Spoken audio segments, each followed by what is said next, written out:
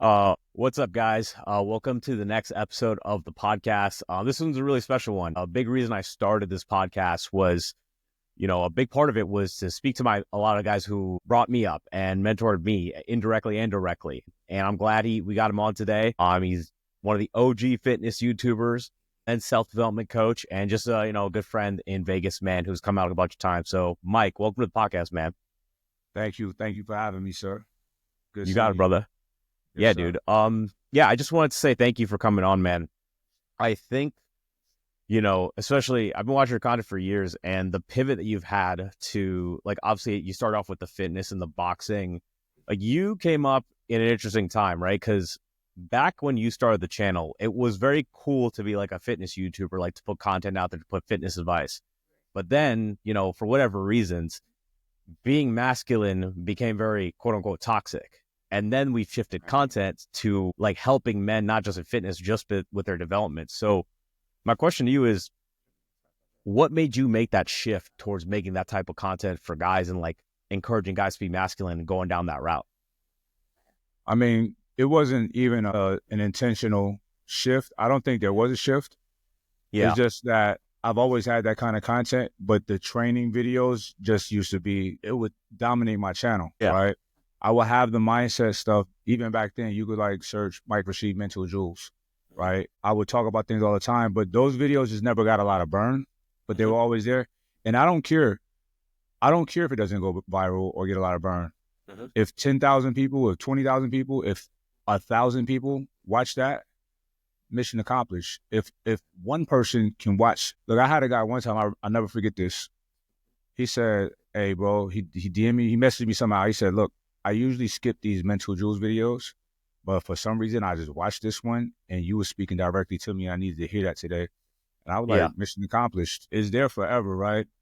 It could be a video from 5 years ago, 2 years ago, 10 years ago that may catch you today and talk directly to you. So that's what I do it for, man.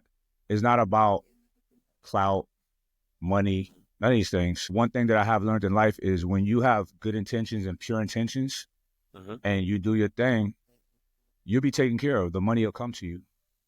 Yeah. You know, I, I, Yeah. I literally do not, every move that I make in business is never a financial motive. Yeah. It always works out, but it works out because my intentions are pure and I'm very intentional about doing a good job at whatever it is I'm doing. Yeah. 1,000%. 1,000%. When you first started out, I know you started out like you were actually, and correct me if I'm wrong, but it's either you were in prison or like in the process of going to prison when you started putting out content.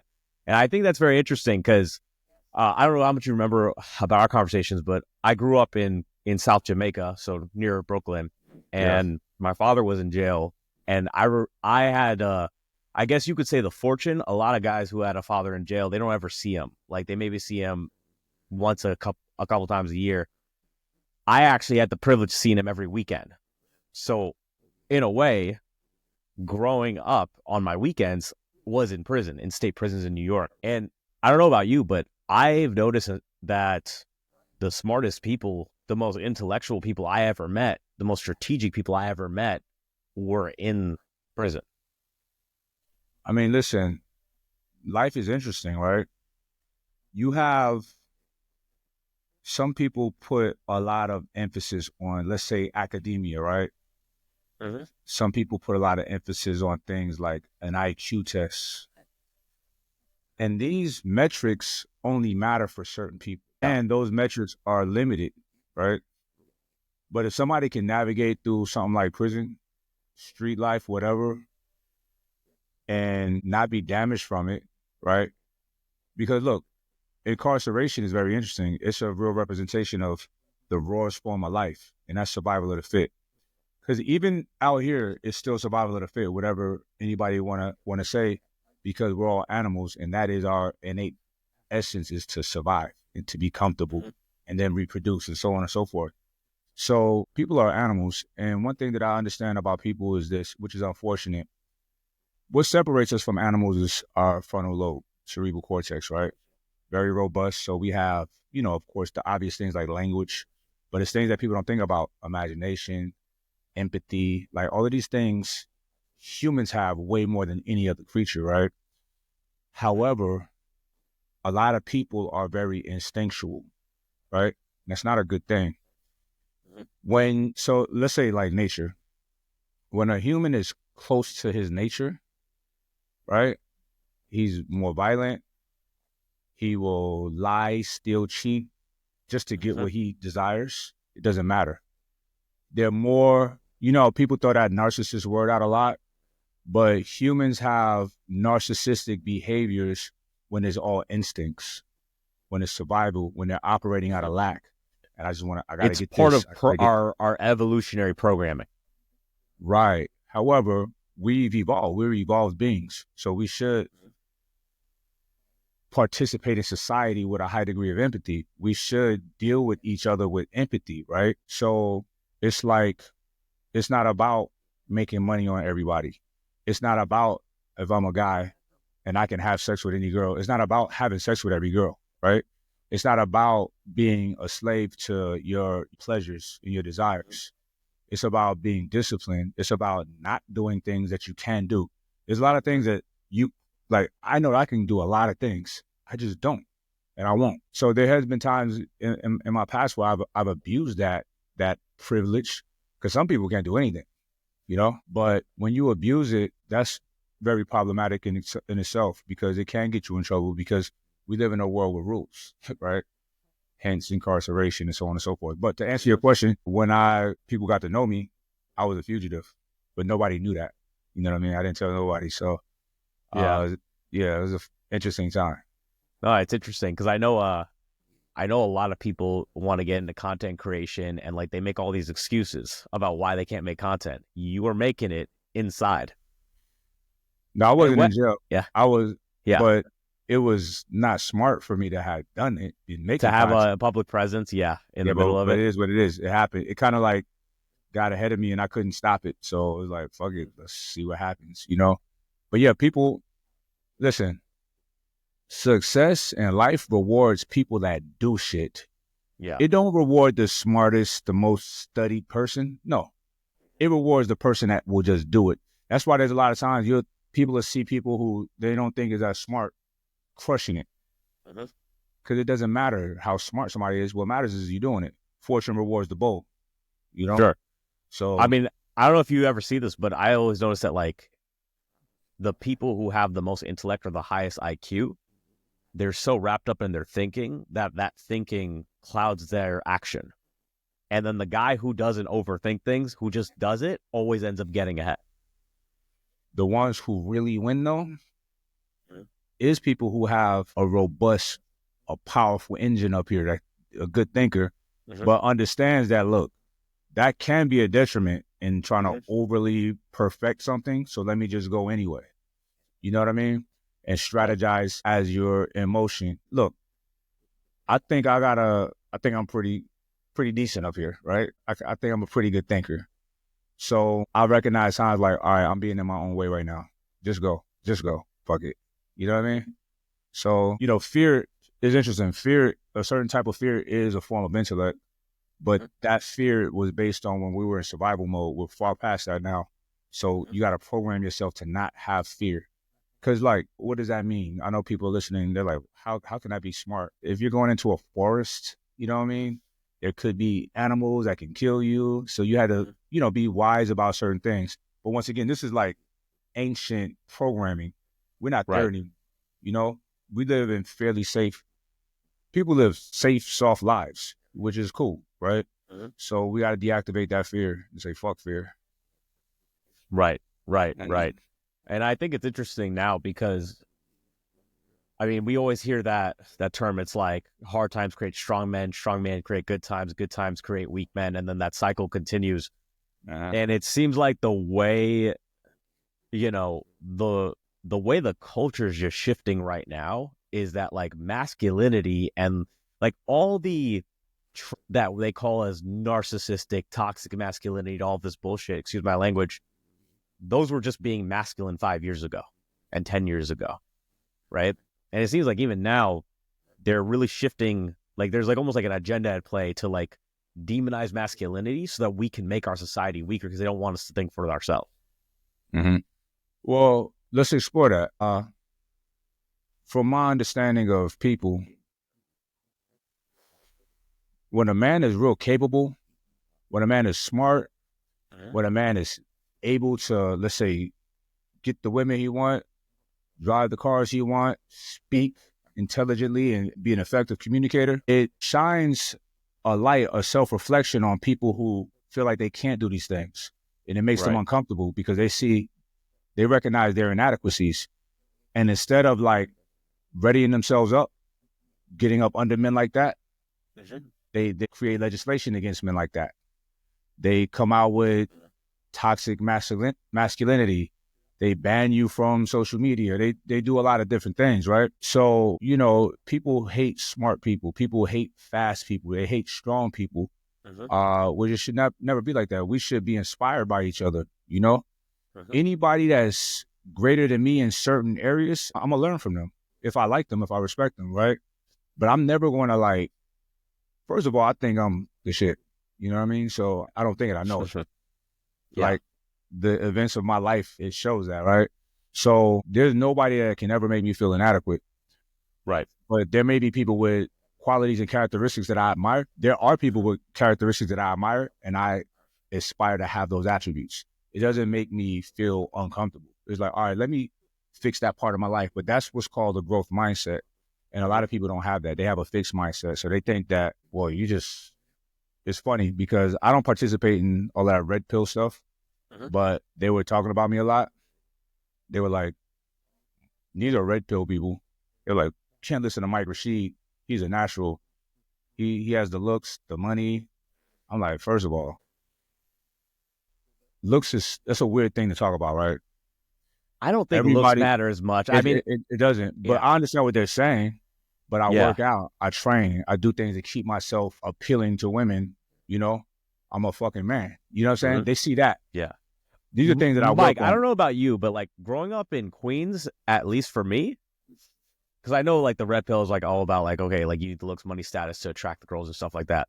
I noticed that the guys who were the ugliest, but they just had confidence, they just had charisma, they just had smoothness, those guys are the ones who crushed it. I don't know if you had that same experience, but I always noticed that. Yeah. I got homies that are overweight, but they got a mouthpiece out of this world. Fly shit. You know what I'm saying? And have the lives that they want to have. So yeah, it's all right here, bro. And this is like your brain, that's the most valuable asset you have. Look at what was his name? The Stephen Hawkins, the astrophysicist. This man was all curled up in a wheelchair, speaking through a computer, and he was a player. Yeah. Intellect, wit, charisma, personality, that holds a lot of weight. Confidence, like you said, holds a lot of weight. Yeah. Man that's stuck up on his looks is fucking weird. It's weird. That's bizarre. I don't like those people. This is weird. Yeah. We were talking about that earlier, like guys that call themselves models. It's fucking weird. So, yo, what? Like, okay, all right. Yeah. So when it comes to like the red pill stuff, like, I guess what parts do you, I know you don't, like, that's not like your community. I mean, honestly, your channel has been around before red pill even like blew up to where it was. So where do you think they go wrong? Is it just like they blame everything? It's like that victim mentality. Like, what do you think is like the problem with that movement? What do you think I would think is wrong with it? I think that they place so much value, as ironic as it is, outside of themselves. And I don't think you resonate with that. That's my guess. You would never see me blaming a woman on my shortcomings. I love women, right? You'll never see me complaining that women don't pay to get in the club. It's so weird. And I know you heard these guys complaining about these things. Of course.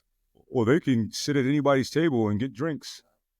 I'm like, is that what you want? You want to be a table thought, my boy? Like, it's just weird, bro. And I don't like the man versus woman thing at all. It's just, I like women. I don't like men. You know what I mean? Yeah. So it's just a weird thing. But ultimately, I see a bigger problem. I see these content creators pandering to the lowest denominator of certain types of men, men who, I feel like, there's a lot of men who feel a little ostracized. They can't get the girls or whatever. They don't have the confidence. And you have these guys coming saying, fuck these bitches and blaming things on women. I think it's so bizarre, right? It's only men and women, right? And I understand that they'll say, hey, guys should work out, so on and so forth. But that's behind all of the rhetoric, all of the ugly rhetoric against women. Fuck that. When I go out, it's me, one or two of my homies, and 6 or 7 women. Right. Cool chicks, beautiful chicks. We have a good time. You hang out, you do the same thing, right? Mm-hmm. So I don't want to be around. I'm not going to be around a bunch of dudes complaining about women. You know what I mean? You know what's interesting, man? You know what's interesting about that? I don't even know how to not go out without having like a 3-to-1 girl to guy ratio. I don't know how to do that. And I don't know why I would even want to go out. It's not fun. It's not fun at all. You and the guy in the club, like with drinks, like that shit's weird. Like, I'm cool on that shit. But I don't really go out a lot. But when we step out, we do it the right way, Yeah. So, and y'all do the same thing. That's why I rocks with y'all, There's, I understand that there may be some valid points sometimes that they make. However, the ugly rhetoric is so loud. Is like, look, a broken clock is right twice a day. You know what I'm saying? The source, when one is giving information, the source matters to me, So it's like, you're telling people about how to have women, this and the third, but you don't know how to really have women like that unless you got money and status and this and the third, right? There's people who are, it's just like the worst kind of life to me. You know what I mean? I don't want nobody with me only because I got things, and I don't lead with money by any means. I actually live way beneath my means, right? There was a time when I was in the streets, man, I just attracted the worst kind of people, right? It was all about cars. It was all about all of the flashy shit. And when shit hit the fan for me, none of those people was around. They're like, fuck this guy. You know what I'm saying? People that I did a lot of things for, that I've never had a negative interaction with. So when you lead with something so fleeting, the loyalty is fleeting as well. It's not real. There is no loyalty. So, but when you develop a community, a tribe, if you will, based on love, based on intellect, based off ideas and solutions to things, you have a solid community, a real community. And to me, Tristan, the most valuable thing to me, bro, out of all of these years of life that I've lived is deep, meaningful relationships. I got one of my dogs, one of my good friends, he's got shot, a couple months ago, but he's recovering. He lives in fucking Akron, Ohio. I'm flying out there at the end of the month to hang out with him, just to spend time with him. Yeah. And I can't wait to go and sit with my boy. You know what I'm saying? Guys, this is what real relationships and friendships is about. It's not about, we only hang out because we partying or whatever. It's not friendship. Y'all party associates. It's about being, like, one of my friends had COVID last year or 2 years ago.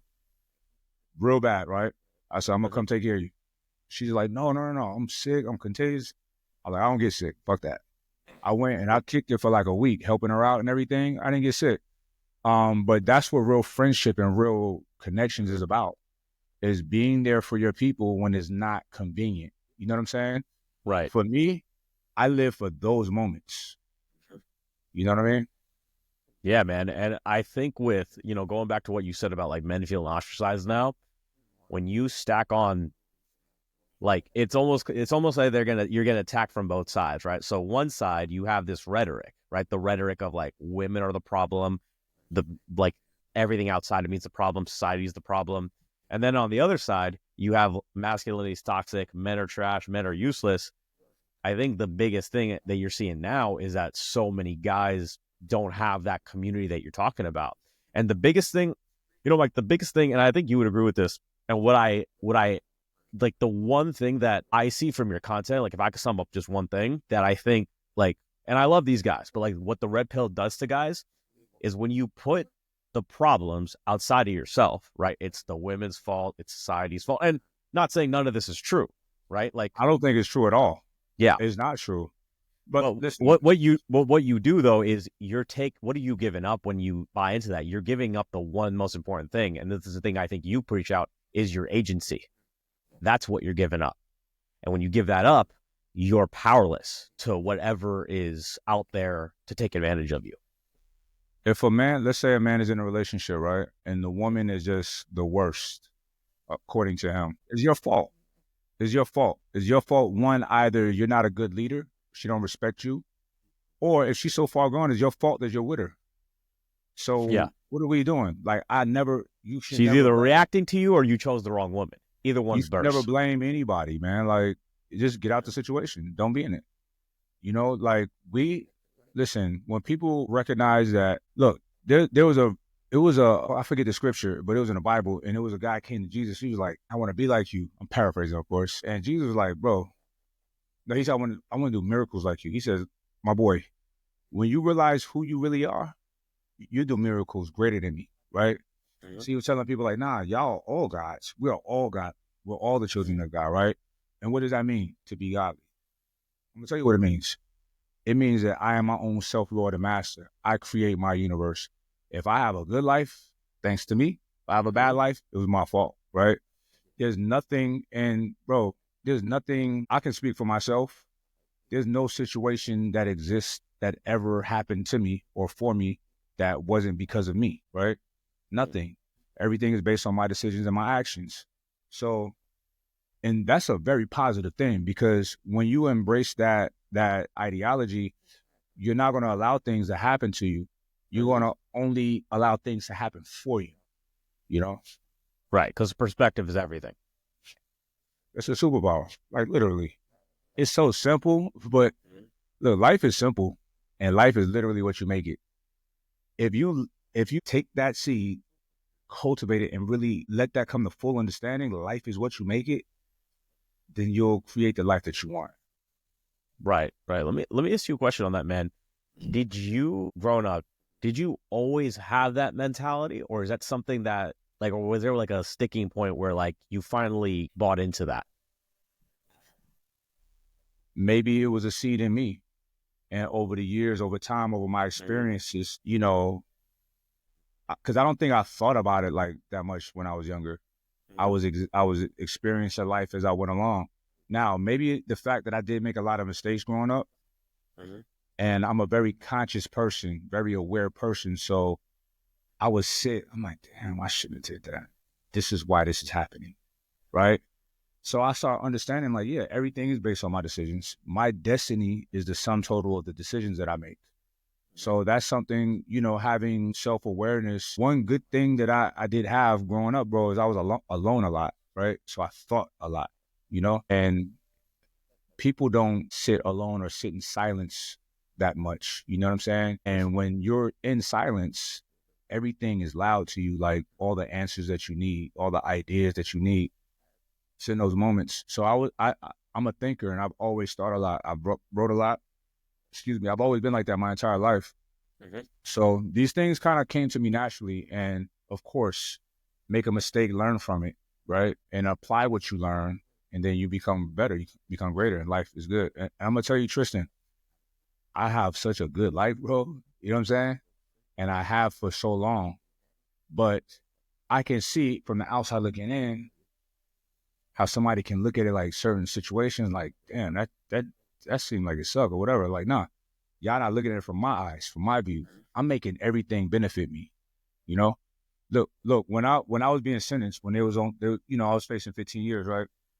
So, you know, there was a plea on the table, but the judge didn't have to take the plea. And it was kind of like a higher probability for her not to take the plea because I was a fugitive. So that's an extra enhancement on your sentencing, right? You mean for you to take the plea, or Yeah, what do you mean? Okay. For her to accept the plea, put it like that. And the Oh, okay. plea was for me to like almost like then a scot-free type shit, right? So it wasn't a high probability that was going to stick for me, right? Right. But the alternative, me going to prison, I fixed that in my mind. I'm like, all right, that's going to be cool. Because what's going to happen? I'm going to be going to sleep one time early. I'm going to be disciplined as fuck. I'm going to learn. I'm going to I'm going to be Malcolm X 2.0. I'm going to come out so on point, so intelligent, so on, like, I'm going to have time to study like I can't on the streets, right? So I already fixed, I got money, so I'm going to be straight. I'm going to be good in there, right? And I'm going to be, it's mad time to talk to my kids and study and pray and meditate. Yo, I'm going to come out monk mode, like powerful. So, of course, and I'm fortunate that that didn't happen, right? But if it did, I would have been good. I would have been good because I chose that, right? But a lot of people don't see life like that. They like, man, they cry about shit. Like, no, I ain't crying about nothing. First of all, I made the decision to do what I did. If I gotta sit still, fuck it. That's what we do. You know what I'm saying? Look, I have like people that I kind of admire that are not conventional heroes, like John Gotti. Yeah. John Gotti, like, fuck it. I'm a wise guy. This happened. Let's go sit still. It's not even a consideration of not being honorable to his rules. And that's what life is about. If you have rules, you stick to them, right? I'm not in the streets no more. And I'm so thankful for it because our rules are stupid, right? In the streets. Yeah. But I never violated our rules, right? Now I'm not in that life no more. I'm in a good life. So the rules are different and they're great. And I adhere to them. I always stick to my rules. I'm an honorable person in regards to rules. What are the main rules that you live by? Man, my rules is this. I deal with radical honesty, for one, right? As far as I can see, everybody around me is the same, right? You know, I'm about community. So I always tell people when a lot of people come to me for advice, help, so on and so forth, and I ask a lot of questions, and I tell them, like, look, if your vision doesn't include other people, you're not for me. I don't really fuck with that. I don't fuck with selfish people and selfishness because when a person is living for something outside of themselves, I just find that person being of a higher quality of character, a fabric that I resonate with. Selfish people is just not my thing. And that's cool. There's no problem. But I just don't I don't sit in counsel with people like that, right? Respect, you know, just the basic things, man. My rules are just, and so here's another thing. It depends on my relationship with who we're talking about, rules for whom. So if it's in a relationship, okay, we have rules. My children, we have rules. My family, we have rules. So it's going to be dependent on where we at. But I have my core values are going to be present wherever, you know? So, and that's a high degree of self-love, like loving self. Because here's the thing. People throw that term, like, I ask people all the time when I'm speaking, doing speaking engagements, do y'all love yourselves, right? I ask a lot of questions, like, do y'all drink? Like, whatever. I give my info, my intel. I'm like, how many people love yourselves? Everybody's like this. But everybody also is talking about they drink and they smoke weed or whatever. I'm like, you said you love yourself, but you poison yourself. It's not loving yourself that good. You know what I'm saying? You say it, or if you don't train. Like, this is self-love. You can't love anybody properly if you can't love yourself properly. You can't be honest with nobody if you can't be honest with yourself, right? So when it comes, like, that's like the number one principle, that core value of mine is self-love. Because if I'm good to myself, I'm good to everybody I'm around. You know what I'm saying? And people got to have that kind of self-awareness and that interpersonal intelligence to know if they're being good to themselves. Because if you are, bam, you're good for everybody else. You know what I mean? 1,000%. And that's important for me because I'm a family man, but outside of my family, my extended family, my social circle is my family as well. You know? For sure. Outside of that, my community who tap into my information, that's my family too. And I care about them as well. Yeah. Of course. And I think in the situations, at least when I was growing up in Queens, when, like, I love what you said. It's like we had rules in the hood, but they were stupid rules. I always knew from a young age, and I guess this was like the humbling, talk about like nothing happened to me. It all happened for me. I think my father being the one who actually went to prison prevented me from staying there and potentially going to prison. Does that make sense? Yeah. Yeah. And I always kind of knew, like, from a young age, like, there was no question. It's like, I don't know how I'm going to get out, but I'm going to get out somehow. And thankfully I had, like, my mom helped me. I had, like, good support structure for what the situation was. I guess for you, when did you realize you had to get out and like the rules that, the hood weren't going to get you where you need to be? Well, first and foremost, that's a good question. I had a good upbringing, to be honest, right? Yeah. Despite obvious chaos that I lived amongst, Mm-hmm. I was protected. I was sheltered to a degree, and I had like a lot of wisdom at my disposal at a young age, right? So I always knew better, even when I was hustling and doing my thing. Now, the reason I was so deep in what I was doing in the streets is because I'm a real ass authentic person. You know what I'm saying? So I had to like wear certain hats. You know what I'm saying? Because look, I'm gonna be a real representation of what I'm doing. It is what it is. So, and I think that's an honorable thing. Maybe it wasn't legal, but I was very honorable about my situations. But I always knew that, this, I'm fucking up. I cannot keep doing this, right? So, and it's interesting because by the time shit hit the fan, when I had to like figure it out, I was already coming out of that world, right? Yeah. I never forget me and one of my homies, Mars, we had met up with these girls. And bro, I had like big ass jewelry, you know what I'm saying? Like rapper shit. And I remember we hanging out with these chicks, and I was like, you ever be around somebody with bad teeth? And when they smile, they cover their mouth. They're like, you know what I'm saying? All the time. I felt like that with my jewelry. I was like embarrassed. I'm like, why do you? I'm like trying to like hide the medallion. I wanted to tuck it in, but it would have been obvious. But because how it was dressed, it was representing a real authentic life, right? That was just like, these are nice girls, and we having intellectual conversations, like, where you kind of got, you know what I'm saying? Not that there's Yeah. anything wrong with jewelry. I mean, I have nice watches, I have nice things now, but I don't wear anything gaudy. You'll never see me with a big ass chain, right? I got tennis chains and stuff like that now. You know what I mean? I even got rid of my Cuban. I had a Cuban. I'm like, this is kind of, you know what I mean? What the fuck?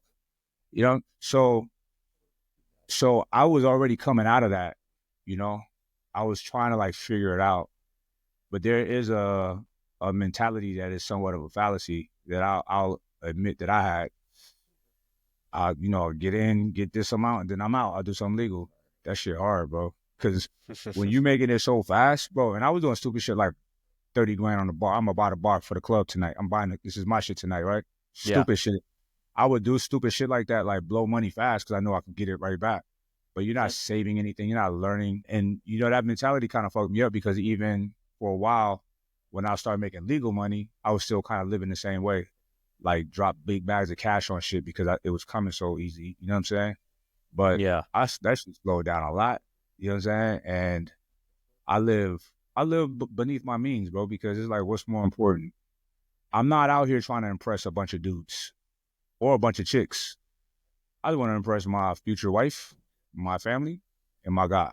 That's it. 1000%. 1000%. Well said, bro. You know what? How do you, cause I know you're a father. You see, you have 2 kids. You have a son and a daughter. Yes. So question for Yes, you sir. is, I have 3. so my question. I'm sorry. Oh, you have 3. 2 daughters. Okay. 2 daughters. 2 Yep. daughters. This year. Going back to what we were talking about, those strong times creating, weak people. I'm sorry, those good times creating weak people. I would think as like a father for your children, you want them to have like that emotional resilience that you have, but that was often that's a byproduct of what you went through. And I know you probably wouldn't want your kids to go through that. So when it comes to having a family, how do you instill those principles and make them strong people, but also give them a better life than you had? Nah, I definitely give my children a better life than I had, like 100%. Yeah. I have this thing to where I just don't say no. Like, I don't ever want to have to say no to my children. But they got to be doing the right things. I'm not going to just arbitrarily bless them with things when they don't deserve it. And my children are very deserving of everything that they have. Yeah. But it's a lot of communication, a lot of talking, lessons, right? Like, so my son Elijah, now girls and boys are different. They got to be raised different. But my son, he's always with me, and it's been like that for such a long time. No, Matt, he's with me all the time. And listen, he's 19. He's a beast. Like, he's been working out all for years, right? Better than me because I was just rambunctious, just trying to figure. He has a system.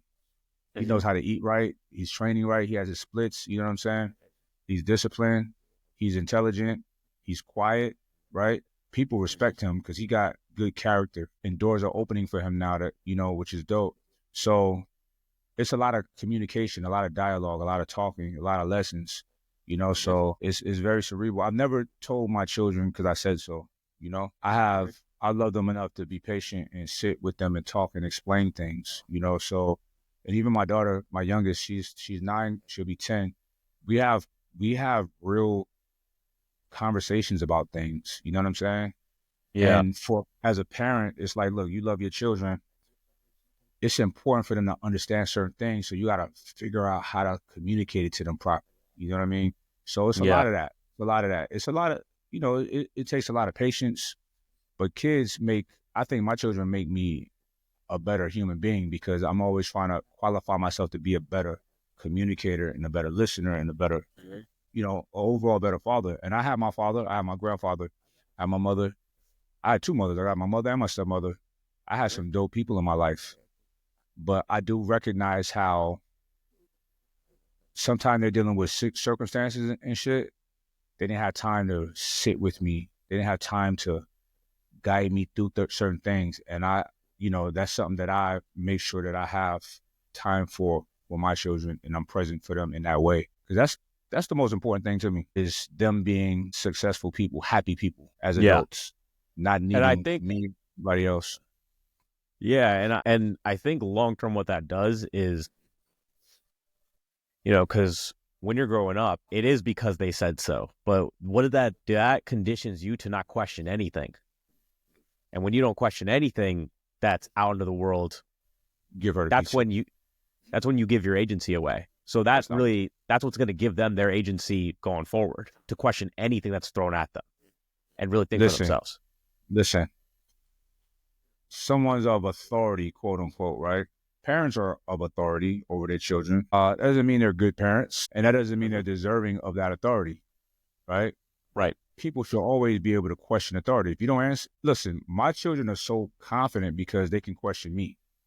Mm-hmm. And I'm sometimes an intimidating person. So if they can question me, they're going to question anybody. Nobody's pulling the rug over their eyes. They're not playing that shit, right? They're skeptical as fuck, which is how people should be, right? So I don't ever want somebody of so-called authority telling them something and they just take it, they just roll over. Like, nah, if it don't feel right, it don't sound right, it ain't right. You're smart enough to trust your judgment and question them. But what you said, you're right. We're not letting that fly with nobody, Yeah. Ain't nobody just going to tell you what to do, how to do it, and you're not able to question it. Listen, if somebody care about you and they tell you something and they have a problem with you questioning them, they don't really care about you. They want you to understand that this is coming from love, right? Because directions, instructions, rules, or whatever should always come from a place of love, And if you're the one giving the rules, you should be a great person. You should be a person of abundance. You should be a person of care and concern. That's why you're giving it. You should be a person worth giving rules in the first place. Exactly. Yeah. Yeah, I love it, man. I love that. And, I think when you at least when you put the ideas out there of being somebody who has your money right, you have your own agency, that you're in control.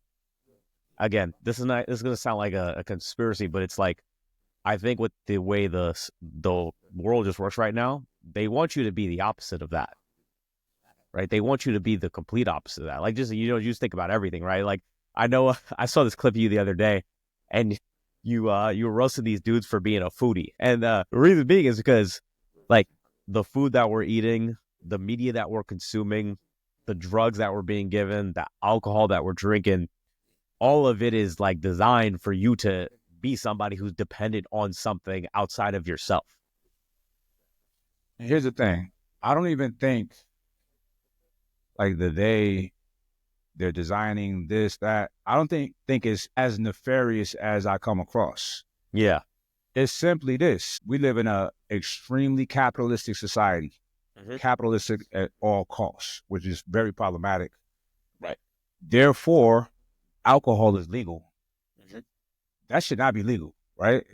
Of all things, alcohol shouldn't be legal. For you have supersized French fries and red 42 in your food, and you know what I'm saying? Yeah. These things, that should be illegal, right? People are dying because of food, right? Type 2 diabetes, heart disease, cancers. Food is the gateway to these issues. It's illegal. It should be illegal to not mandate people work out, right? So, but here's the thing: there's food industries, right? Fucking big money. Alcohol industry, big money, right? These people are powerful, so they don't want to. Nobody want to stop the bag, and that shit is fucked up because it's like y'all all right with this shit? Y'all all right killing people just to make more money? You know what I'm saying? So, it's capitalism. It's a huge problem. And I know a lot of people ain't going to like to hear that, but it is what it is. I live in a capitalistic society. I am a capitalist because I'm a business owner, but I'm at least a conscious capitalist. Look, I've had alcohol offers. I'm like, no, I'm not getting mine now. I'm not telling people that's cool because I don't think it is. You know what I Yeah. mean? So there's things that I will not do. All money is not good money to me. 1,000%. 1,000%. Because like when it comes to making money, right? Like capitalism is ultimately, like, if you really go to the root of it, ancestrally, like evolutionarily, we're designed to crave salts, sugars, fats, because like that's the stuff that was scarce back in those primal times. But what they're doing is they're just hijacking our brain and our dopamine. I don't know if you watch Andrew Huberman, the Huberman Labs, right? You're hijacking your dopaminergic systems to be just addicted. You're almost like the rat who's just like pressing the button to just get the reward every single time. And that's just what they're incentivized to do because it's going to print more money. And I also think, I also see something, and this is a little more nefarious on my end. I think this also leads to a dip in men's testosterone levels. And what that does is it makes effort feel less good. And then that's what lets society fall apart. Yeah, you're right. I mean, listen, the world is better with dangerous men. The society is better off like that. If everybody was dangerous, we wouldn't need cops. We'd self-govern, And a dangerous man know there's other dangerous motherfuckers out here. Let me just be mutually cool. short destruction. Let me be cool. Right? So, that's just the world we live in, bro. And listen, I don't, I do my part and everybody do their part in trying to like shift the collective consciousness. But I think that from the looks of it, the shit is too big to change. And I think that we're going to hit a point to where there's going to be some kind of great filter, some great reset, because we are headed for destruction. Like, there's nothing positive about the trajectory of our culture. Zero. Nothing. Listen, we live in a world in which war is okay. Like, when I was a kid, I used to be like, if this president and that president don't disagree, they get their smartest guys and they come to a room and they figure it out. You're right. That's not it. We pressing the button to kill each other because it ain't about what we telling everybody. It's about expansion of land. It's about oil. It's about all of these other things, right? That's all revolved around money. A bunch of rich ass people, like the different kind of rich, just doing whatever they can to get richer at other people's expenses, at poor people's expenses, at regular people's expenses, not giving a fuck about, bro, this Israel-Hamas thing, bro. What are we talking about? Like, why are we, us over here in America, we're okay with it? Look, people don't understand what it's like when your city is under siege. Bomb, bomb, bomb, right? I'm looking at videos of people holding their kids dead. Yeah. We don't even know what that's like. Bro. Yeah, it's terrible. You're holding your baby dead? Your baby that's done nothing wrong to nobody? We should not be okay with this, but we are. So there's a lot of, bro, that's just a tip of the iceberg. There's a lot of things that are not popular, that don't get that kind of press. You know what I'm saying? So it's so negative and so bad. Look, I'm moving out this country. That's part of the reason, because it's like, listen, America, lovely place, but she has a lot of sins on her hands, a lot of blood on her hands. And there's been no reconciliation, no atonement at all. And karma is a real thing. Reciprocity is a real thing. You think so? It is. Like, look at life. Like, just think about your life. You see karma. It's instant. Sometimes it takes a little bit. It's a little bit deferred, but you know, there's cause and action. It's cause and effect. I'm sorry. That's real. Can't escape that. And imagine like lightning striking a tree. Lightning's destined to hit that tree. It's for that tree, right? Not for you. But if you sitting up under that tree, you get hit too.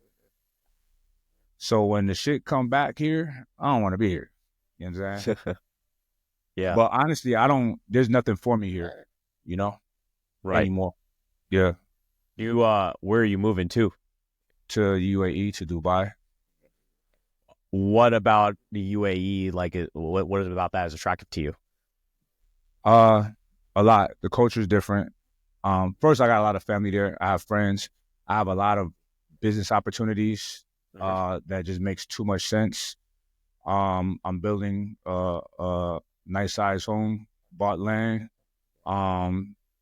That in itself is crazy, like versus here. First of all, when you build a home, it's a lot. You get more for your money than buying a home.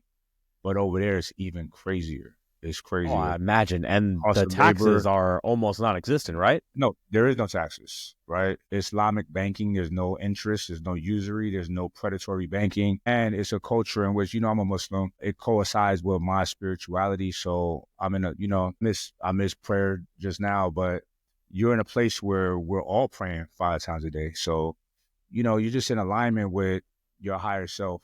It's easier for that. I've lived out there before for like 9 months. So I'm pretty familiar with how everything is. And it's not a place of lack where people are operating out of lack like it is here. So here, what I find is like, it's so tiring how everybody just wants something from you. They just want, give me, help me, hook me up. And I'm that person. I'm not like, hey, let's go. But then when it's like, it's just overwhelming. It's like, I want to be with people who got shit too. Where nobody's, you know, and listen, there's a lot of places I've been outside of America, not just there, where people don't come at you like that. Let's say an expo, a fitness expo. Here, it's like people, they take picture and they want something from you, like, hook me up with, how can I get down with? When I'm in Australia, like other places, they're like, so how you liking it out here? How you doing out here? Yeah. You get to the gym, like they care about you. It's just different. They right? care about your experience, and you don't even live there. Yeah, they're not like trying to like, well, can you follow me? Bro, follow me. I'm like, what? Why? It's just weird. And look, I know that shit sounds small, but it's like, it's a lot of that. You know what I'm saying? For sure. And here is definitely a difference here than other places. For sure. Look, there's a lot of great things about here, right? I'm not going to shit on America 100%. But I think I got all the good I could get out of here. You know what I mean? And the culture does not coincide with the things that I want. I'm not tethered to any of these things. I'm not tethered to material things at all. I'm not tethered to, the culture of how women get down out here. I don't really care for. It's just a lot that I'm okay. I'm good.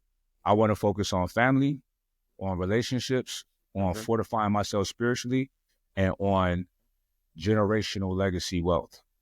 And that's it. Right. Yeah, right. I'm building a neighborhood for my family and whomever else. I'm not even exaggerating, you know? A neighborhood, like a neighborhood, full-on neighborhood. Yeah. That's incredible. That's incredible.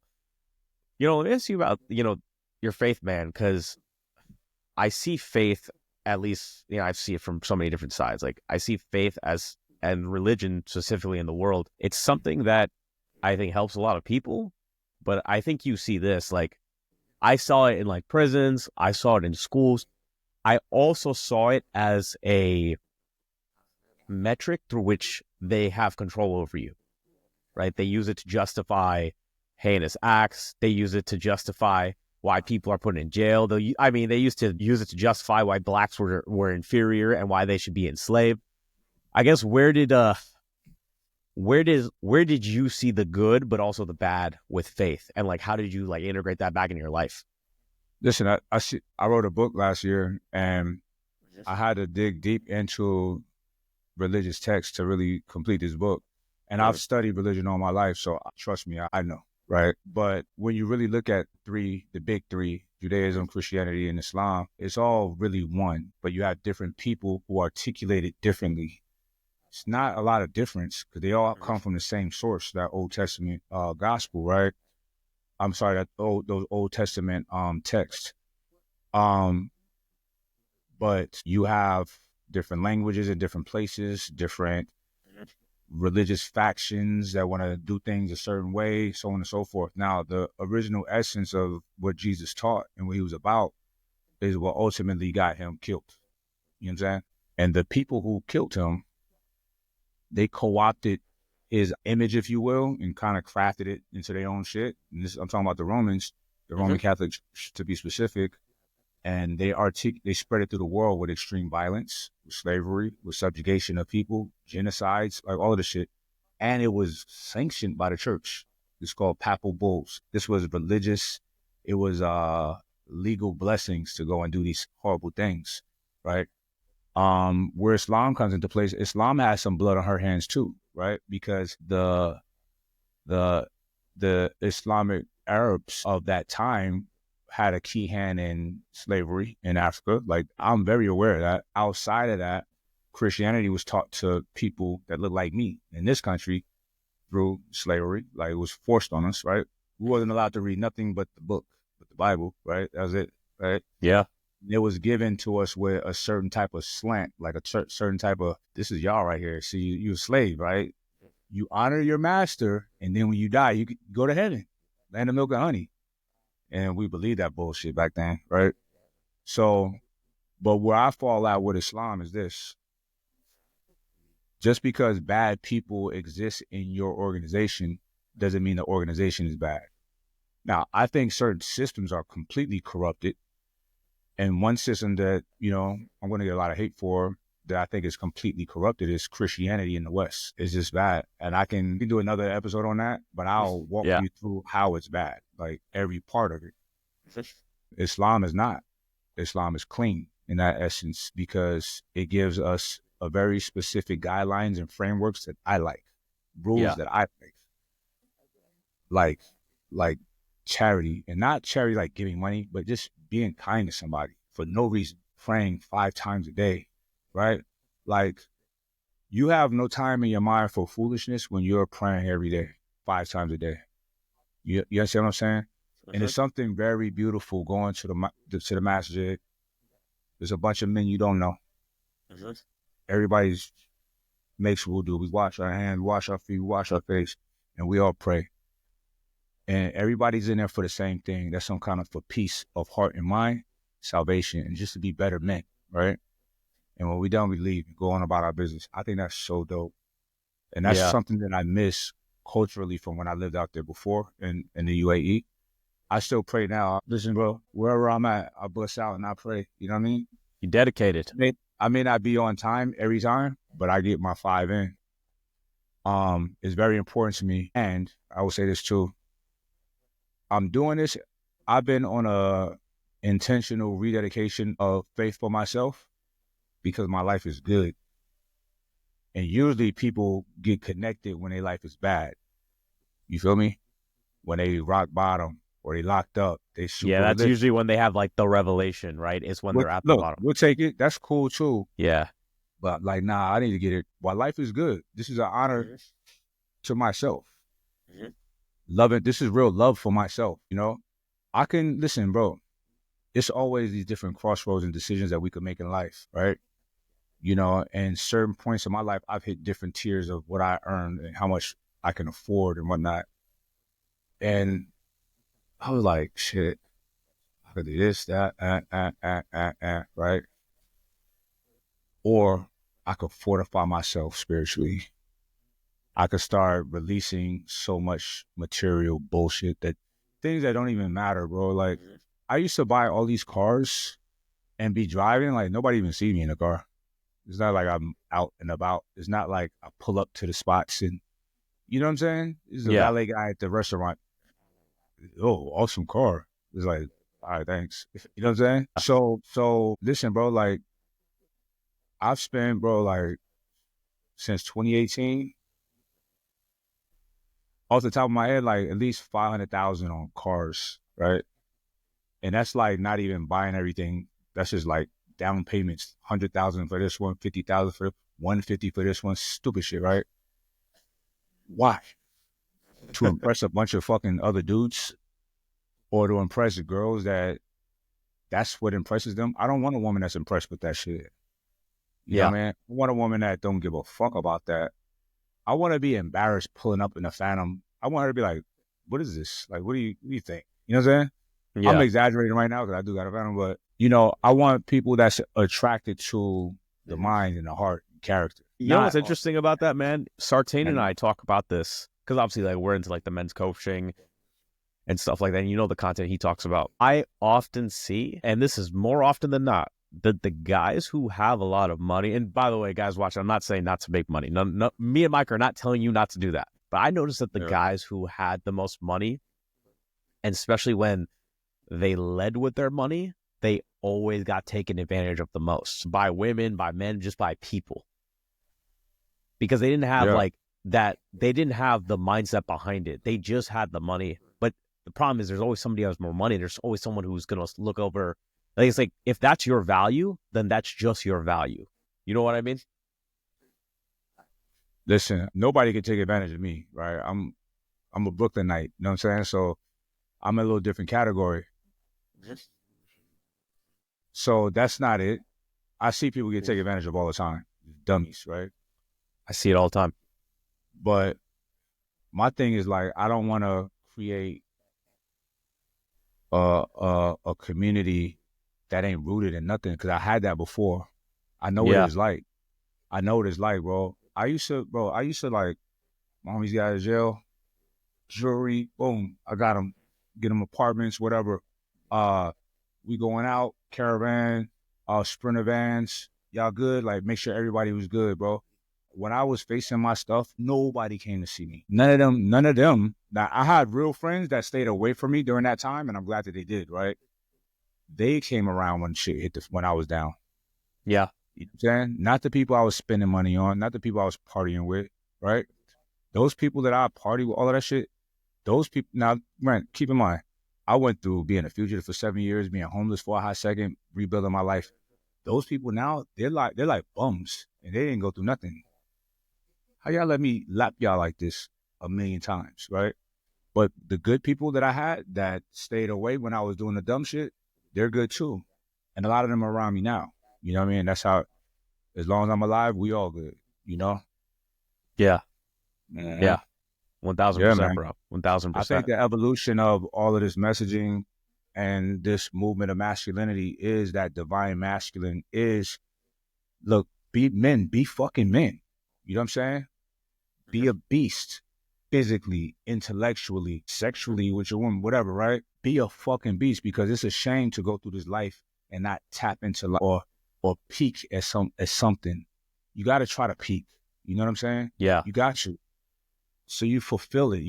I'm good, right? So peak, but also know that the real essence of masculinity is, look at like chimpanzees, right? Our closest relatives in the wild. The alpha male in his community is not the most aggressive and violent. He can get busy, but he's the one that he get busy, but he keeps shit calm and he protects the ones that's getting fucked with. You know what I'm saying? So Yeah. even in the wild, with creatures that don't have a lot of empathy like we do, they have some empathy, and the leaders, the best of the best, have empathy. They care about other fucking chimps that can't protect themselves. They don't allow that shit.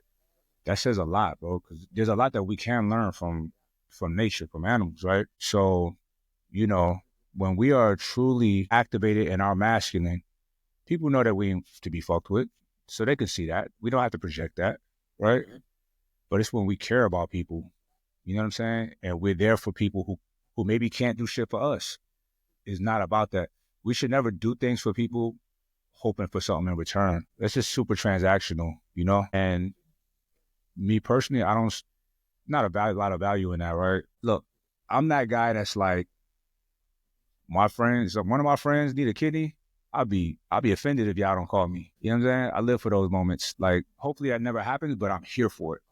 I'm here for it. Because that's what matters. Who's going to show up when it matters? Right. Then that's what, bro, what are we going to talk about when people die? Their car? No. We're going to talk about, yo, that motherfucker gave me a kidney. You know what I'm saying?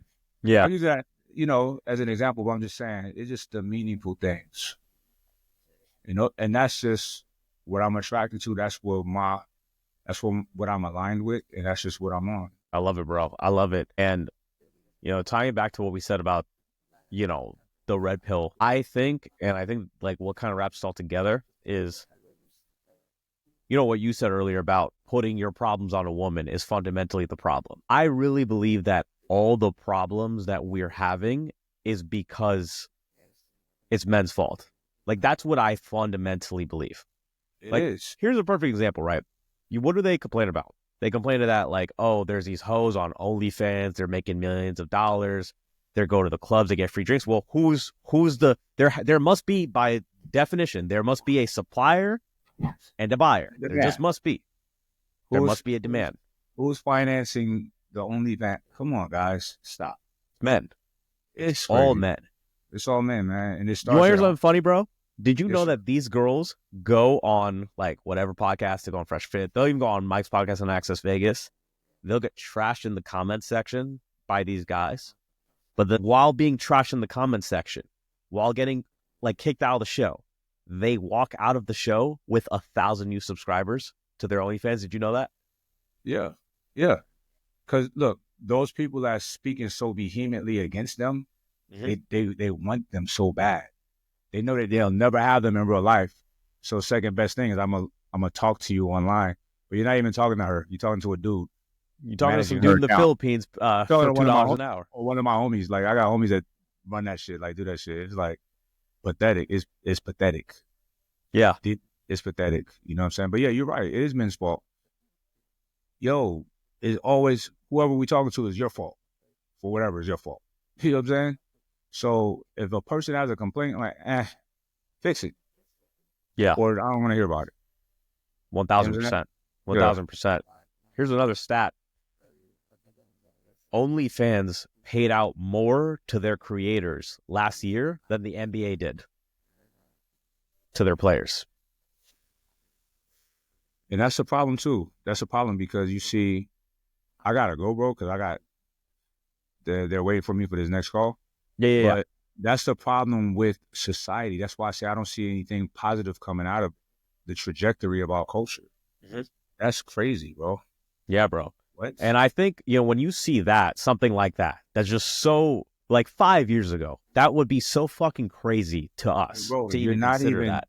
You're not even having an interaction with these women in real life. You're not even seeing them, bro. You can Google and find naked pictures online all day for free and videos. Mm-hmm. That's not what they think they're talking to these people. They do. It's really sad. So fellas, y'all out there watching, I'm about to fuck it up for the OnlyFans girls. You're not talking to them. You're not talking to them. I'm telling you for a fact. I know girls that do it. And I know I got one of my friends, he has one of the biggest agencies. You're not talking to any of these girls. Maybe the low-level girls that's not really popping, but they don't care about you. I mean, even if you were talking to them, bro, think about the dynamic that says. Like, think about how she views you. Like, she respects you less because of it. And, you know, Mike, I know you got to go, bro, and I really appreciate you coming on. I just want to leave you with one last question before you have to go. Okay. To connect us all, right? But the way things are going now, right? You got masculinity being demonized. When, like, I see $3 billion to OnlyFans, all I hear is, like, men just don't know their worth. My last question to you is, and I think that's the fundamental root of all this, why do men not know their worth anymore? And what can we do to start changing that? It's a good question. All right, so we live in the information age, information overload, right? People are being pumped with content, with information, with music. Think about how many, when I was growing up, it was just a few artists and they were big stars. Now there's so many artists that are popping that you've never even heard of, right? Because there's so many people, so much shit, so much information, so much content. People are drowning themselves with all of this information. Mm-hmm. People need to cut it all off sometimes, a lot of times, and sit in silence, meditate, pray, write, think, read a fucking book, right? Mm-hmm. So when you're completely busy 24/7 with information, news, and a lot of it is not productive. Most of it is not productive. Even people listening to like dope podcasts like yours or even Huberman or whatever, people are not really applying these things. So they're just being entertaining themselves, right? Because they're used to it and it sounds good. And they think there's nobility in just listening to good information. It's not. The nobility is you take some information. Because look, the brain works like this. If you read something, you learn something, and you don't use it, your brain discards it because it's like your brain is very efficient. If you learn something, apply it. Learn a little bit, shut up, and go and do it. You know what I'm saying? But that's not Yeah. what we're doing. People are just sitting. They're getting fatter and fatter because, they're not working out. They're eating all of this processed food. It's being delivered to them. It's like you're not even walking to go get it. People are being attacked at so many different angles. And what you said earlier is true. We are designed to be satiated by fatty, sweet, salty. It makes us feel great. And then we have these pleasure sensors that's like saying you did something right.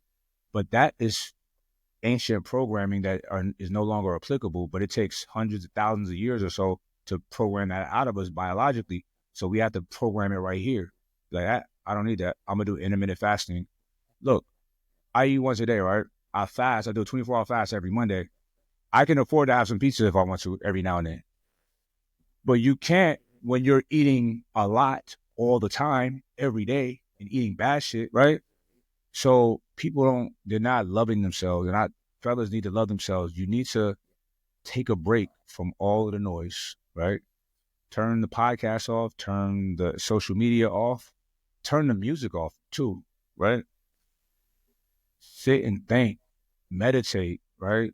Sit with your thoughts, pray, read a book, read chunks of it, or go through a chapter and then close it and then try to summarize that chapter to see if you really retain that information.